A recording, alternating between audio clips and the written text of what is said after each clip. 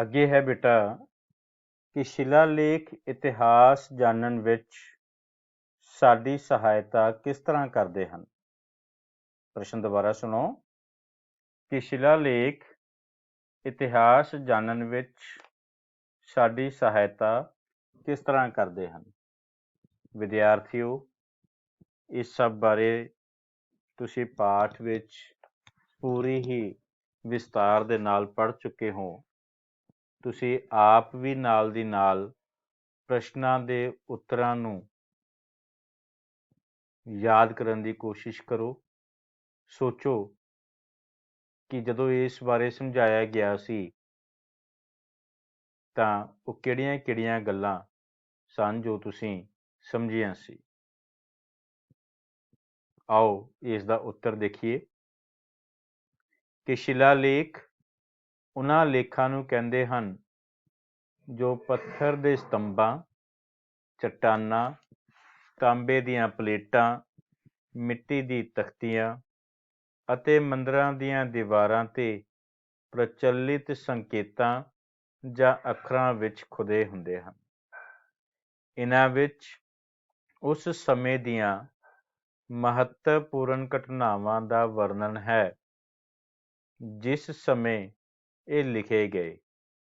ਸਮਰਾਟ ਅਸ਼ੋਕ ਦੇ ਸ਼ਿਲਾਲੇਖ ਉਸ ਦੇ ਧਰਮ ਅਤੇ ਰਾਜ ਵਿਸਤਾਰ ਬਾਰੇ ਦੱਸਦੇ ਹਨ। ਸਮੁੰਦਰਗੁਪਤ ਅਤੇ ਸਕੰਦਗੁਪਤ ਦੇ ਸ਼ਿਲਾਲੇਖਾਂ ਤੋਂ ਸਾਨੂੰ ਉਹਨਾਂ ਦੀਆਂ ਪ੍ਰਾਪਤੀਆਂ ਬਾਰੇ ਪਤਾ ਲੱਗਦਾ ਹੈ। ਤਾਮਰ ਪੱਤਰ, ਜੋ ਕਿ ਇੱਕ ਸਰਕਾਰੀ ਦਸਤਾਵੇਜ਼ ਹੁੰਦਾ ਸੀ, ਉਸ ਤੋਂ ਭੂਮੀ ਦੇ ਖਰੀਦਣ ਵੇਚਣ ਅਤੇ ਭੂਮੀ ਦਾਨ ਕਰਨ ਦੀ ਵਿਵਸਥਾ ਬਾਰੇ ਪਤਾ ਚੱਲਦਾ ਹੈ। ਸੋ ਮੈਨੂੰ ਆਸ ਹੈ ਕਿ ਤੁਹਾਨੂੰ ਪਤਾ ਲੱਗ ਗਿਆ ਹੋਵੇਗਾ ਕਿ ਕਿਸ ਤਰ੍ਹਾਂ ਸ਼ਿਲਾਲੇਖ ਇਤਿਹਾਸ ਜਾਣਨ ਵਿੱਚ ਸਾਡੀ ਮਦਦ ਕਰਦੇ ਹਨ। ਸੋ ਨੈਕਸਟ ਚੱਲਦੇ ਹਾਂ ਬੇਟਾ ਅੱਗੇ। ਅਗਲੇ ਪ੍ਰਸ਼ਨ ਕਿ ਮਹਾਕਾਵ ਸਰੋਤ ਦੇ ਰੂਪ ਵਿੱਚ ਸਾਡੀ ਕਿਵੇਂ ਸਹਾਇਤਾ ਕਰਦੇ ਹਨ। ਫਿਰ ਸੁਣੋ ਕਿ ਮਹਾਕਾਵ ਸਰੋਤ ਦੇ ਰੂਪ ਵਿੱਚ ਸਾਡੀ ਕਿਵੇਂ ਸਹਾਇਤਾ ਕਰਦੇ ਹਨ। ਸੂਤਰ ਹੈ ਰਾਮਾਇਣ ਅਤੇ ਮਹਾਭਾਰਤ ਨਾਂ ਦੇ ਦੋ ਮਹਾਕਾਵ ਵੈਦਿਕ ਕਾਲ ਵਿੱਚ ਲਿਖੇ ਗਏ ਸਨ। ਤੁਸੀਂ ਯਾਦ ਰੱਖਣਾ ਬੇਟਾ ਇਹਨਾਂ ਦੋਵਾਂ ਨੂੰ। ਰਾਮਾਇਣ ਅਤੇ ਮਹਾਭਾਰਤ ਨਾਂ ਦੇ ਦੋ ਮਹਾਕਾਵ ਵੈਦਿਕ ਕਾਲ ਵਿੱਚ ਲਿਖੇ ਗਏ ਸਨ। ਇਹਨਾਂ ਮਹਾਕਾਵਾਂ ਤੋਂ ਸਾਨੂੰ ਪ੍ਰਾਚੀਨ ਭਾਰਤੀ ਇਤਿਹਾਸ, ਵਿਸ਼ੇਸ਼ ਤੌਰ ਤੇ ਆਰੀਆ ਦੇ ਆਉਣ ਤੋਂ ਬਾਅਦ ਪ੍ਰਾਚੀਨ ਭਾਰਤ ਦੀ ਸਮਾਜਿਕ, ਧਾਰਮਿਕ ਅਤੇ ਸੱਭਿਆਚਾਰਕ ਸਥਿਤੀ ਬਾਰੇ ਪਤਾ ਲੱਗਦਾ ਹੈ। ਸੋ ਨੈਕਸਟ, ਸਮਾਰਕਾਂ ਦੇ ਅਧਿਐਨ ਤੋਂ ਸਾਨੂੰ ਕੀ ਜਾਣਕਾਰੀ ਮਿਲਦੀ ਹੈ। ਸਮਾਰਕਾਂ ਦੇ ਅਧਿਐਨ ਤੋਂ ਸਾਨੂੰ ਕੀ ਜਾਣਕਾਰੀ ਮਿਲਦੀ ਹੈ। ਉੱਤਰ, ਕਈ 100 ਸਾਲ ਪਹਿਲਾਂ ਬਣੇ ਸਤੰਭਾਂ, ਕਿਲਿਆਂ ਅਤੇ ਮਹੱਲਾਂ ਆਦਿ ਨੂੰ ਸਮਾਰਕ ਕਹਿੰਦੇ ਹਨ।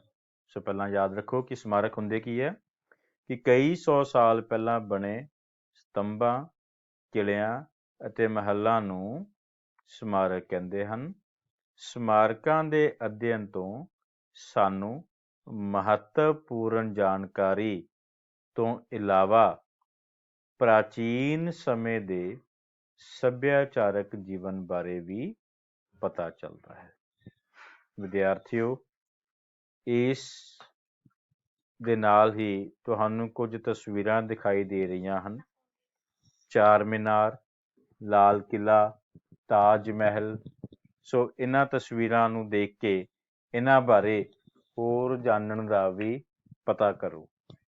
ਹੋਰ ਜਾਣਕਾਰੀ ਜੋ ਹੈ ਤੁਸੀਂ ਇਕੱਠੀ ਕਰਨੀ ਹੈ।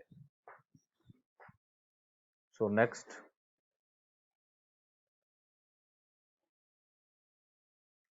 ਇਤਿਹਾਸ ਦੇ ਸਾਹਿਤਕ ਸਰੋਤਾਂ ਤੇ ਨੋਟ ਲਿਖੋ। ਪ੍ਰਸ਼ਨ ਦੁਬਾਰਾ ਸੁਣੋ। ਇਤਿਹਾਸ ਦੇ ਸਾਹਿਤਕ ਸਰੋਤਾਂ ਤੇ ਨੋਟ ਲਿਖੋ।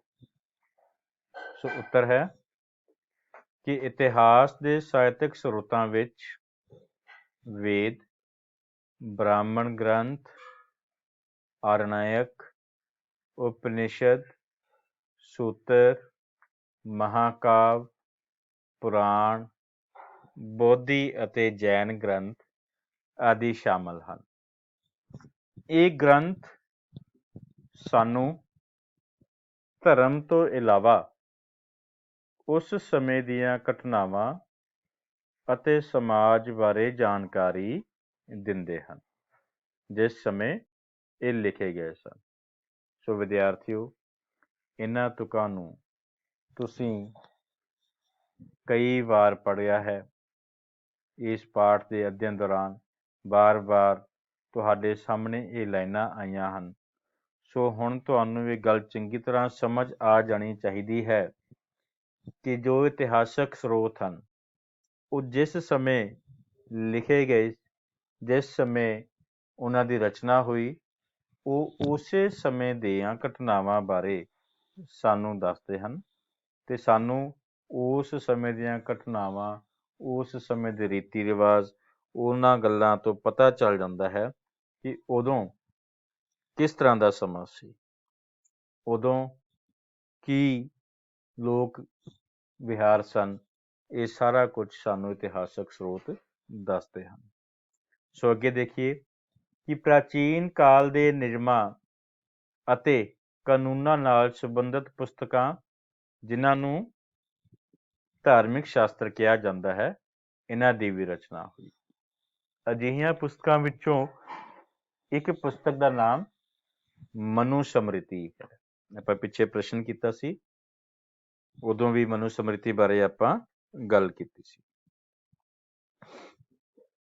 ਸੋ ਕੌਟਲਿਆ ਨੇ ਸ਼ਾਸਨ ਪ੍ਰਬੰਧ ਬਾਰੇ ਅਰਥ ਸ਼ਾਸਤਰ ਨਾਂ ਦਾ ਗ੍ਰੰਥ ਲਿਖਿਆ। ਯਾਦ ਰੱਖਣਾ ਹੈ, ਕੌਟਲਿਆ ਨੇ ਕਿਹੜਾ ਗ੍ਰੰਥ ਲਿਖਿਆ ਸੀ? ਅਰਥ ਸ਼ਾਸਤਰ ਨਾਂ ਦਾ। ਭਾਸ ਅਤੇ ਕਾਲੀਦਾਸ ਆਦਿ ਵਿਦਵਾਨਾਂ ਦੁਆਰਾ ਬਹੁਤ ਸਾਰੇ ਨਾਟਕ ਲਿਖੇ ਗਏ, ਬਹੁਤ ਸਾਰੀਆਂ ਕਹਾਣੀਆਂ ਵੀ ਲਿਖੀਆਂ। ਸੋ ਇਹਨਾਂ ਵਿਦਵਾਨਾਂ ਦੇ ਨਾਮ ਵੀ ਯਾਦ ਕਰੋ, ਭਾਸ ਅਤੇ ਕਾਲੀਦਾਸ। ਕਹਾਣੀ ਲਿਖਣ ਦਾ ਆਰੰਭ ਵੀ ਭਾਰਤ ਵਿੱਚੋਂ ਹੀ ਹੋਇਆ ਸੀ। ਇਸ ਤੋਂ ਇਲਾਵਾ ਆਰੀਆ ਭੱਟ ਅਤੇ ਬ੍ਰਾਹਮਿਹਿਰ ਆਦਿ ਵਿਗਿਆਨੀਆਂ ਨੇ ਆਪਣੀਆਂ ਖੋਜਾਂ ਬਾਰੇ ਪੁਸਤਕਾਂ ਲਿਖੀਆਂ। ਸੋ ਵਿਦਿਆਰਥੀਓ, ਇਹਨਾਂ ਵਿਗਿਆਨੀਆਂ ਦੇ ਨਾਂ ਵੀ ਤੁਸੀਂ ਯਾਦ ਰੱਖਣੇ ਹਨ।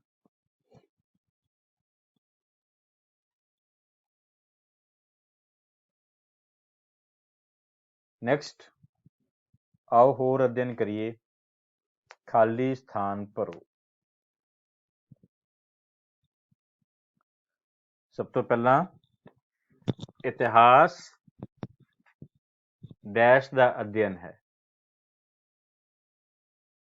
ਬਿਲਕੁਲ ਠੀਕ ਕਿ ਇਤਿਹਾਸ ਅਤੀਤ ਦਾ ਅਧਿਐਨ ਹੈ।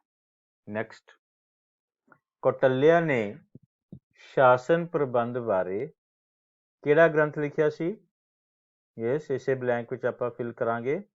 ਕੌਟਲਿਆ ਨੇ ਸ਼ਾਸਨ ਪ੍ਰਬੰਧ ਬਾਰੇ ਅਰਥ ਸ਼ਾਸਤਰ ਨਾਂ ਦਾ ਗ੍ਰੰਥ ਲਿਖਿਆ।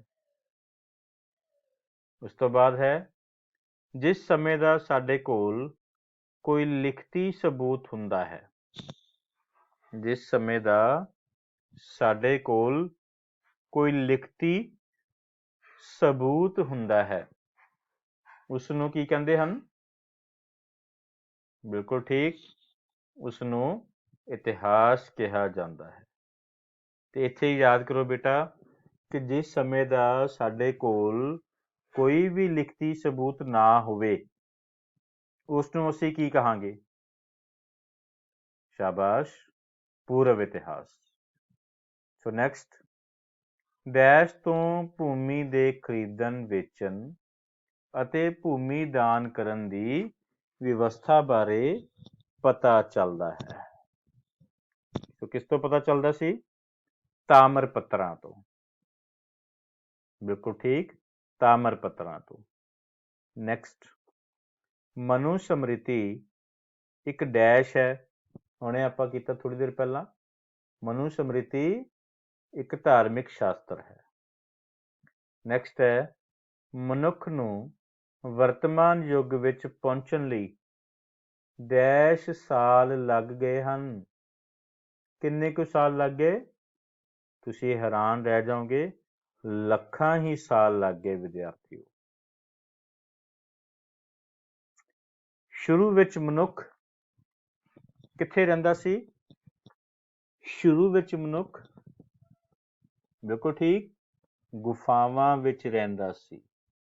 ਨੈਕਸਟ, ਇੱਕ ਚੰਗੇ ਭਵਿੱਖ ਲਈ ਅਤੀਤ ਦਾ ਅਧਿਐਨ ਜ਼ਰੂਰੀ ਹੈ। ਵਿਦਿਆਰਥੀਓ, ਯਾਦ ਰੱਖਣਾ ਹੈ ਕਿ ਅਗਰ ਅਸੀਂ ਭਵਿੱਖ ਵਧੀਆ ਉਸਾਰਨਾ ਹੈ ਤਾਂ ਸਾਨੂੰ ਆਪਣੇ ਬੀਤੇ ਸਮੇਂ ਤੋਂ ਸਿੱਖਣ ਦੀ ਲੋੜ ਹੁੰਦੀ ਹੈ। ਸੋ ਇਤਿਹਾਸ ਸਾਨੂੰ ਬੀਤੇ ਸਮੇਂ ਬਾਰੇ ਬਹੁਤ ਚੰਗੀ ਤਰ੍ਹਾਂ ਜਾਣਕਾਰੀ ਦਿੰਦਾ ਹੈ। ਨੈਕਸਟ ਹੈ ਬੱਚਿਓ, ਕਿ ਤੱਥ ਜਿਸ ਤੋਂ ਮਨੁੱਖ ਦੀ ਕਹਾਣੀ ਜਾਣਨ ਵਿੱਚ ਸਹਾਇਤਾ ਮਿਲਦੀ ਹੈ ਉਹ ਇਤਿਹਾਸਕ ਸਰੋਤ ਹੁੰਦੇ ਹਨ। ਨੈਕਸਟ, ਡੈਸ਼ ਅਤੇ ਡੈਸ਼ ਦੇ ਖੇਤਰ ਵਿੱਚ ਦੂਸਰੇ ਦੇਸ਼ਾਂ ਨਾਲੋਂ ਭਾਰਤੀ ਬਹੁਤ ਅੱਗੇ ਸਨ।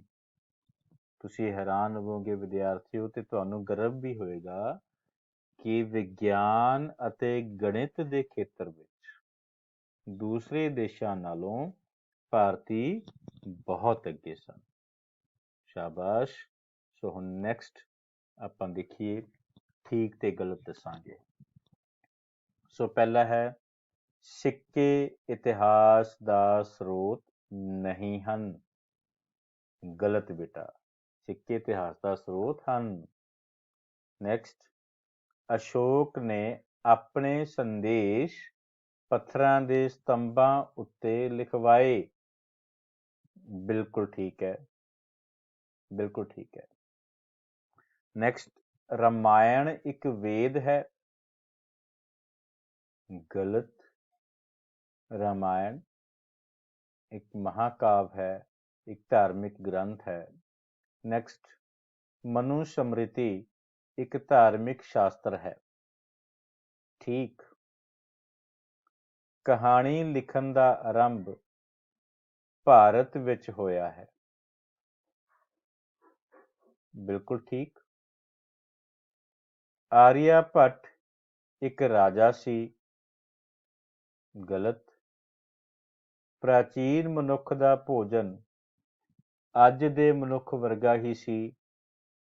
ਗਲਤ। ਆਰਣਯਕ ਵੈਦਿਕ ਸਾਹਿਤ ਦਾ ਹਿੱਸਾ ਨਹੀਂ ਹਨ। ਗਲਤ ਹੈ। ਕੌਟਿਲਿਆ ਇੱਕ ਵਿਸ਼ਵ ਵਿਦਿਆਲੇ ਵਿੱਚ ਅਧਿਆਪਕ ਸੀ। ਬਿਲਕੁਲ ਠੀਕ। ਪ੍ਰਾਚੀਨ ਕਾਲ ਵਿੱਚ ਤਾਮਰ ਪੱਤਰ ਇੱਕ ਸਰਕਾਰੀ ਦਸਤਾਵੇਜ਼ ਸਨ। ਬਿਲਕੁਲ ਠੀਕ। ਸੋ ਵਿਦਿਆਰਥੀਓ, ਨੈਕਸਟ ਤੁਸੀਂ ਇੱਕ ਕਿਰਿਆ ਆਪਣੇ ਆਪ ਕਰਨੀ ਹੈ। ਪ੍ਰਾਚੀਨ ਇਤਿਹਾਸ ਦੇ ਸਰੋਤ ਜੋ ਵੀ ਤੁਹਾਨੂੰ ਹੁਣ ਤੱਕ ਸਮਝ ਆਏ ਹਨ, ਤੁਸੀਂ ਉਹਨਾਂ ਦੀ ਇੱਕ ਸੂਚੀ ਬਣਾਉਣੀ ਹੈ ਅਤੇ ਉਸ ਸੂਚੀ ਤੋਂ ਪੜ੍ਹਦੇ ਹੋਏ ਤੁਸੀਂ ਉਸ ਬਾਰੇ ਵਿਸਥਾਰ ਨਾਲ ਆਪਣੇ ਮਨ ਵਿੱਚ ਅਭਿਆਸ ਕਰਨਾ ਹੈ ਕਿ ਇਹ ਕਿਸ ਤਰੀਕੇ ਨਾਲ ਪੁਰਾਣੇ ਇਤਿਹਾਸ ਨੂੰ ਜਾਣਨ ਵਿੱਚ ਸਾਡੀ ਸਭ ਦੀ ਮਦਦ ਕਰਦੇ ਹਨ। ਸੋ ਆਪ ਸਭ ਜੀ ਦਾ ਬਹੁਤ ਬਹੁਤ ਧੰਨਵਾਦ। ਮੈਨੂੰ ਆਸ ਹੈ ਕਿ ਅੱਜ ਦੀ ਇਸ ਦੁਹਰਾਈ ਤੋਂ ਤੁਹਾਨੂੰ ਕਾਫੀ ਮਦਦ ਮਿਲੇਗੀ ਇਸ ਪਾਠ ਦੇ ਪ੍ਰਸ਼ਨ ਉੱਤਰ ਤਿਆਰ ਕਰਨ ਲਈ। ਧੰਨਵਾਦ।